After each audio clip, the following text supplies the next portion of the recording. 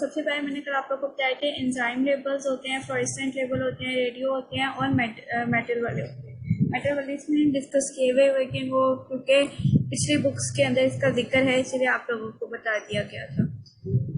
तो enzyme labels के मैंने कल एग्जांपल्स बताई थी, वो सिर्फ पूछ सकते हैं अगर आप लोगों को ऐसी क्यों में भी आया ना, वैसे तो आता नहीं है, लेकिन अगर आया भी ना तो वो एक आधा पूछेगा कि what are different labels use in immunohistochemistry, तो आपने बस नेम आते हैं, name different labels use in immunohistochemistry. तो वो जो स्लाइड के अंदर था ना, जो चार एग्जांपल्स, चार मेन टाइप्स थी और उसके अलावा जो उनके एग्जांपल्स थी आप लोगों ने वो लिखे। इसके अलावा एंजाइम लेबल्स जो हैं वो इम्यूनोहिस्टोकेमिस्ट्री के अंदर यूज होते हैं। वो chromogen using the standard biochemical histochemical method uses a stable coloured reaction end product. ठीक है, एक एंजाइम लेबल्स पे काम करते हैं एंड प्रोडक्ट, मतलब जब ये एंजाइम कॉन्जुगेट किया जाता है ना, किसी भी एंटीबॉडी के साथ अटैच किया जाता है, तो उससे जो एंड प्रोडक्ट बनता है वो क्रोमोजन होता है, यानी लाइट इमिटिंग और सूटेबल फॉर लाइट माइक्रोस्कोप। अच्छा, एक क्वेश्चन ना ये भी पूछ लेते होते हैं वाइवा में लाइट माइक्रोस्कोप से, मुझे याद आया, give the different types, what are the different types of electron microscope, sorry parts of electron microscope. तो वो भी आप लोग जहन में रखिएगा, इलेक्ट्रॉन माइक्रोस्कोप के भी देखिएगा। उसके अंदर वो वैसे तो सारे वही होते हैं, बस एक आधा चेंज आता है, वो इलेक्ट्रॉन बीम का चेंज आता है, उसमें लाइट होता है तो इसमें इलेक्ट्रॉन बीम होती है यूज। अच्छा, उसके अलावा जी है हॉर्स-रेडिश पेरोक्सीडेज, सबसे ज्यादा यूज्ड हमारे पास एंजाइम कॉन्जुगेट एंजाइम जो है वो यूज होता है, एंजाइम लेबल। ठीक है, और इसको हम किसके साथ करते हैं, कॉम्बिनेशन का किसके साथ बनाते हैं, डैप सोल्यूशन। डैप सोल्यूशन होता है 3,3 अल्फा डाई अमाइनो बेंजीनाइट टेट्राहाइड्रोक्लोराइड। अब अगर आप लोगों को वाइवा के अंदर डैप सोल्यूशन की कोई बॉटल रख देते हैं, वो पूछ देते हैं गिव इट्स फुल फॉर्म, तो वो ये है 3,3 alpha di amino benzidine tetrahydrochloric chloride.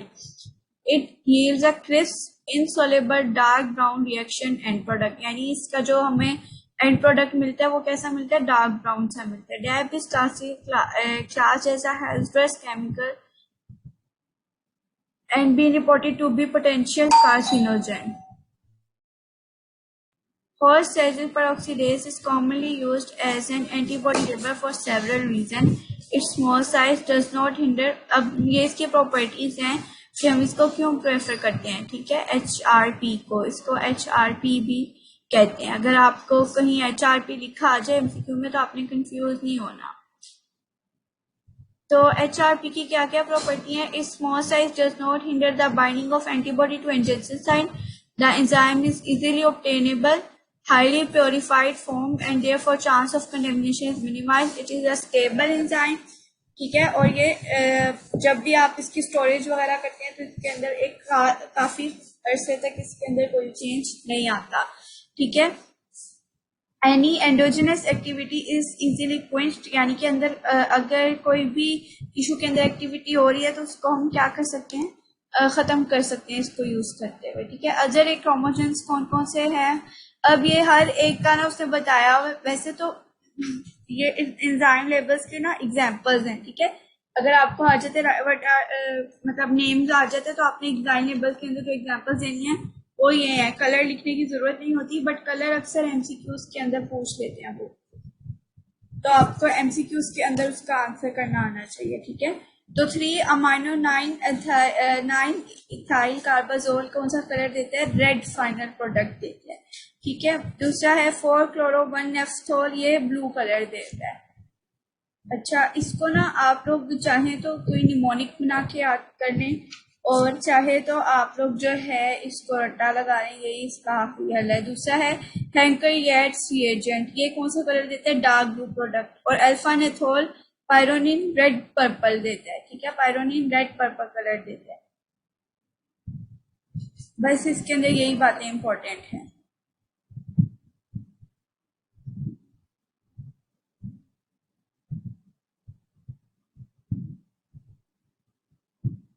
और एक ये वाला लास्ट के colloidal scold has a much wider use in the electron microscope field. ठीक है, अच्छा अब एक बात आप लोग याद रखें कि वैसे तो मैं आप लोगों को जो मेरा पढ़ाने है ना उसमें तो ये शामिल है कि मैं आप लोगों को बता दूं कि कौन कौन से जो टॉपिक्स हैं उनमें से कैसे एससीक्यूज बन के आ सकते हैं या कैसे एमसीक्यूज बन के आ सकते हैं, ठीक है। लेकिन आप लोगों ने इस बुक के इस चैप्टर्स को जो थोड़ा थोड़ा मैं पढ़ा रही हूँ ना, इन टॉपिक्स को एक दफा खुद से पूरा रीड आउट जरूर किया करें, ताकि आप लोग जो है ना, आप लोगों को प्रॉब्लम ना हो, ठीक है। क्लियर है क्लास? एक दफा इसको रीड आउट जरूर करना है। वैसे तो मैं आपको सिर्फ हाईलाइट करके वही चीजें बताती हूँ जो एमसीक्यूज या एससीक्यूज में आ जाती हैं, लेकिन अगर आपको वो वाइवा में फिर भी कोई एक आधा इधर उधर से कोई पूछ ले तो आपको पता हो, एक दफा नजर से किताब गुजरी हो तो आप आंसर कर सकते हैं। देन हमारे पास आती है अच्छा फ्लोरेसेंट लेबल्स। Fluorescent labels काम कैसे करते हैं? Fluorochrome are a fluorescent label which when conjugate to the antibody absorb ultraviolet और visible light। अब वो क्या कह रहे हैं कि फ्लोरोक्रोम कैसे काम करते हैं कि जब आप उसे एंटीबॉडी के साथ एब्जॉर्ब करवाते हैं, यानी एंटीबॉडीज के साथ उसको अटैच करवाते हैं, तो वो अपने अंदर कुछ लाइट को कर लेते हैं, एब्जॉर्ब कर लेते हैं। अब जब वो लाइट को एब्जॉर्ब करेगा वो किस फॉर्म में आ जाएगा? एक्साइटेड फॉर्म में। मुझे बताएं लाइट कब इमिट होती है? जब इलेक्ट्रॉन लाइट कब इमिट करते हैं? जब वो एक्साइटेड फॉर्म में ग्राउंड फॉर्म में जाते हैं या ग्राउंड से एक्साइटेड में जाते हैं? एक्साइटेड से ग्राउंड में जाता है। एक्साइटेड से जब ग्राउंड में। गुड। तो इसमें भी यही होता है, वो पहले एक्साइटेड फॉर्म में आ जाता है जब रिएक्शन होता है, और फिर उसके बाद जब वो एक्साइटेड से ग्राउंड स्टेट में आता है ना, तो वो वेवलेंथ इमिट करता है, और जो वो वेवलेंथ इमिट करता है ना, हम उसको स्टडी, मतलब उससे जो फ्लोरेसेंस मौजूद होती है, प्रोड्यूस होता है ना क्रोमोजन, उसको हम लोग स्टडी करते हैं यूजिंग डिफरेंट इक्विपमेंट्स, ठीक है।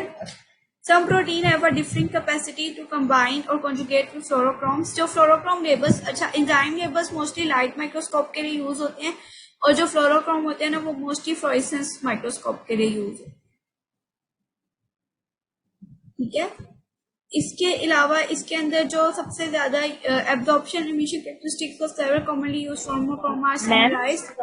जी मैम ये लास्ट वाली बात दोबारा रिपीट कर दें। अच्छा मैं दोबारा रिपीट कर, ये देखें, आपको पता है कि एक एटम है, ठीक है, इसका जो इलेक्ट्रॉन होता है, इसका जो लोअर ऑर्बिट होता है, इसको हम कहते हैं ये इसका ग्राउंड फ्लोर है, ठीक है। और अगर इसका जो हायर ऑर्बिट होता है उसे हम कहते हैं कि ये अपर वैलेंस शेल है या अपर शेल है।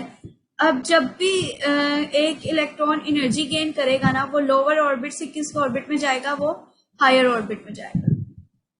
इस सूरत में सिर्फ एनर्जी एब्जॉर्ब हो रही है, ठीक है। तो फ्लोरोक्रोम भी जब अटैच होता है एंटीबॉडी से, वो एनर्जी एब्जॉर्ब करता है और एक्साइटेड फॉर्म में आ जाता है, यानी लोअर ग्राउंड स्टेट से अपर हाई स्टेट पे चला जाता है।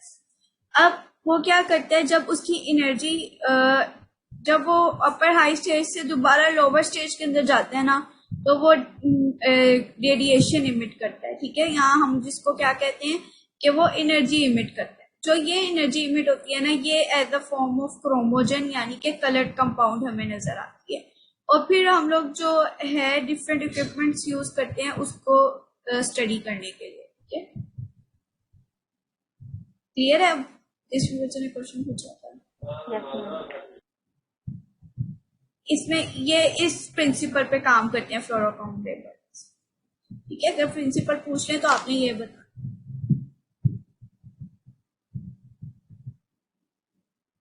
और एक और ये एमसीक्यू आ जाता है कि जो वेवलेंथ होती है वो उनकी ग्राउंड स्टेट के मुकाबले में क्या होती है? लॉन्गर वेवलेंथ होती है,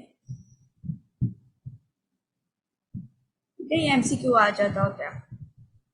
उसके बाद जो मोस्ट कॉमनली फ्लोरोक्रोम यूज हो रहा है वो FITS होता है। FITS क्या है? फ्लोरिसीन, आई से आइसो, टी से थायो, सी से सायानेट, ठीक है।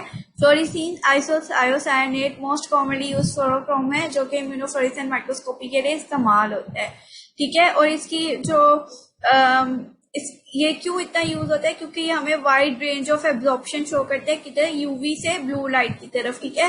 काफी यूवी से ब्लू लाइट में आपको पता है विजिबल रीजन जो है उसके अंदर ये हमें सबसे ज्यादा अच्छी, जिसे कहते हैं ना, हर कलर की वेवलेंथ प्रोवाइड कर देता है। और करेक्टरिस्टिक ये कौन सा कलर देता है? एप्पल ग्रीन कलर सी एमिशन देता है।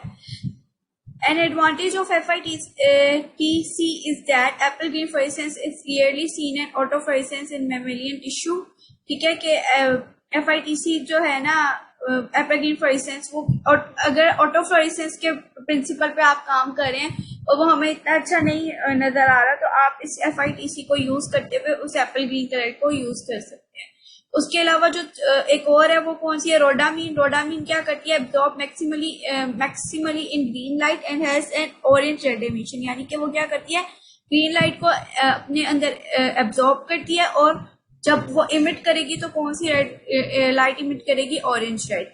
और ये two colour techniques where two different antigens can be identified on a same section, यानी अगर आप किसी एक ही सेम सेक्शन के ऊपर देखना चाह रहे हैं अपनी एंटीजन्स को, डिफरेंट एंटीजन्स को, तो आप रोडामीन का इस्तेमाल कर सकते हैं। अब वो कह रहे हैं कि जो कॉन्जुगेटेड है फ्लोरोक्रोम का एंटीबॉडी के साथ, ये एक रिएक्शन होता है बाकायदा, फ्लोरोक्रोम का एंटीबॉडीज के साथ रिएक्शन होता है, ठीक है। और ये डिपेंड करता है कि आप किस टाइप का फ्लोरोक्रोम यूज करें, FITC यूज करें या रोडामीन, बस आपने ये बात याद रखनी है। और इसके अलावा आइडियल फ्लोरोक्रोम एंटीबॉडी रेशियो, यानी अगर आप एक कॉन्जुगेशन, क्योंकि इन सबको आप लोगों को डिटेल में सिर्फ पढ़ना जरूरी नहीं है, क्योंकि हम लोग जो है ना अब यूज करते हैं प्रिपेयर्ड सब्सटेंसेस, ठीक है। तो हमें कॉन्जुगेट हुआ मिलता है, रिएजेंट्स मिलते हैं, तैयार रिएजेंट्स मिलते हैं, जबकि जिसमें प्रोडक्शन हाउस होता है, जिसमें प्रोड्यूस करना होता है, इसे वो सब इन सबको देख लेते हैं, जो कि हमारे पास बायोमेडिकल इंजीनियर्स आते हैं, या जितने भी ये प्रोडक्ट्स होते हैं बायोमेडिकल, उसके अंदर आती है। The ideal fluorochrome to antibody ratio is between 2 and 4:1, ठीक है, यानी 2:1 या 4:1 हो।